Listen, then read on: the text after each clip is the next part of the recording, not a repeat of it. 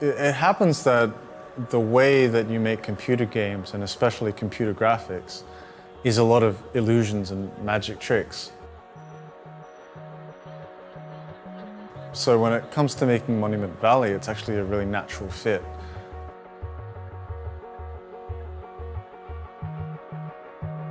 We're very lucky to have people on the team that are maybe they're programmers, but they have some knowledge of art, and we have artists who have an interest in programming. And so that really makes it so that everything in the game both works in sort of a mechanical sense, but also looks visually amazing.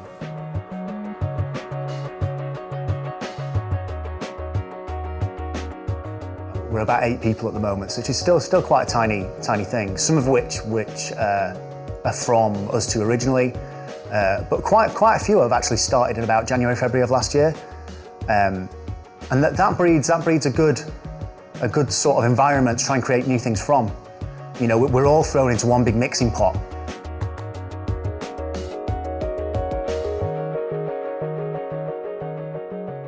What we wanted to try and create with Monument Valley was something that was unlike any type of game that we've made before. You know, it's nothing like Whale Trail, and it's nothing like Blip Blop either.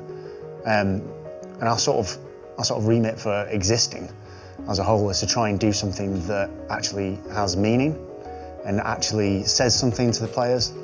And you know, we're not looking for anything else apart from being proud of what we've achieved. And I think that really tells in the end product. So in the game, you guide a character called Ida, who's this little girl who needs to reach the top of these monuments. And Ida is there to seek forgiveness. But her larger story is up for the player to unveil as they play the game. From that very first prototype, we had a very simple, minimalist art style.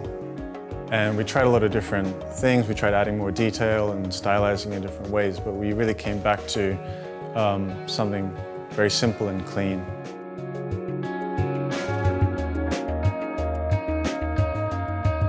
Just due to the sort of nature of how the game is designed, every level is so bespoke in its nature and how it plays, that even from a level-to-level basis, we still didn't know how long it was going to take. Some of the levels in there could have taken a couple of weeks. Some of them actually took a couple of months to try and prove out.